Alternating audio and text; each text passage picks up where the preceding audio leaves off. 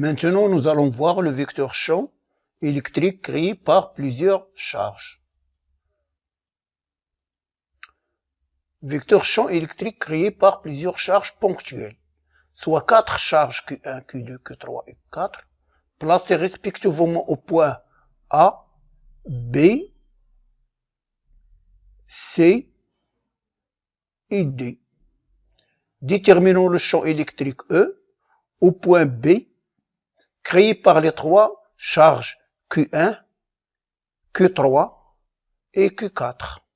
Pour cela, déterminons les forces exercées par Q1, Q3 et Q4 sur Q2. C'est-à-dire nous allons voir la force exercée par Q1, Q3, Q4 sur Q2 qui est placée au B. Soit les 3 forces F de Q1 sur Q2, F de Q3 sur Q2 et F de 4 sur Q2 exercées sur Q2, respectivement par Q1, Q3 et Q4.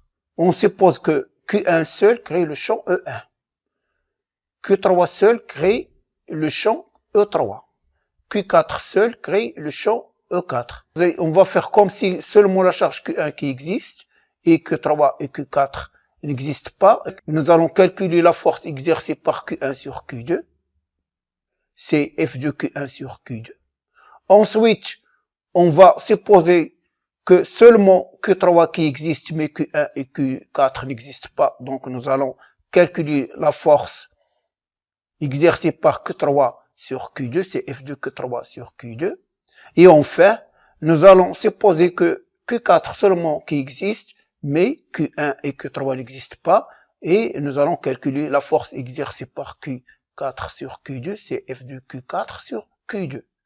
Et à la fin, pour calculer la force totale exercée sur la charge Q2, on va appliquer la superposition. C'est-à-dire, on va considérer que la force totale exercée sur la charge Q2 par Q1, Q3 et Q4, c'est la somme des 3 forces F de Q1 sur Q2, F de Q3 sur Q2 et F de Q4 sur Q2.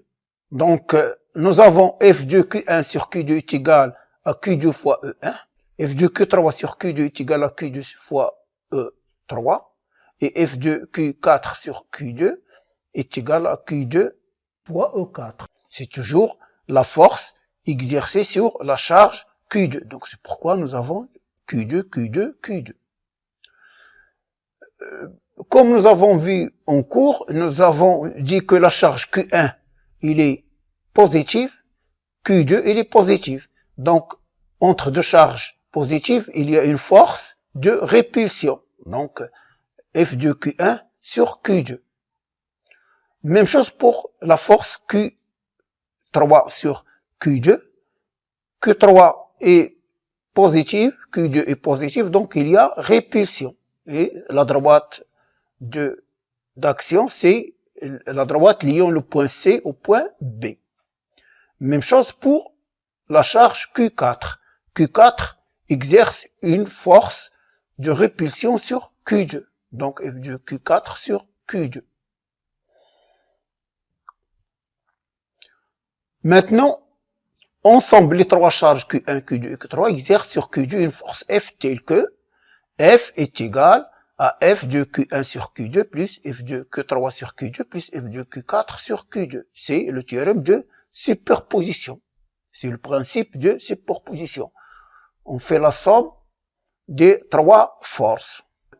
Par définition, le vecteur champ électrique résultant de la présence simultanée de 3 charges est tel que F est égal à Q2 fois E.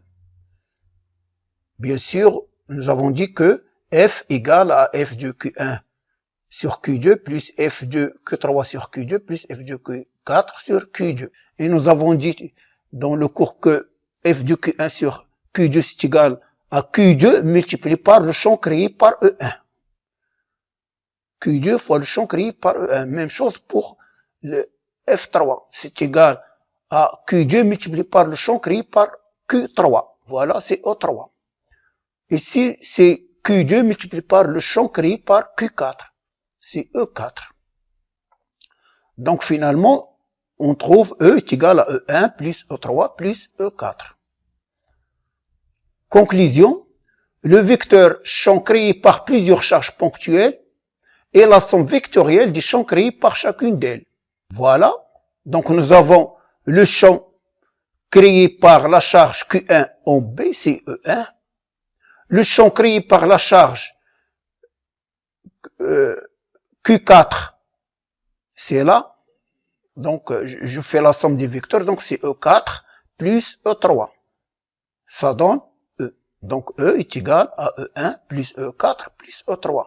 C'est la somme vectorielle des champs créés par chaque charge toute seule, c'est-à-dire Q1, Q3 et Q4.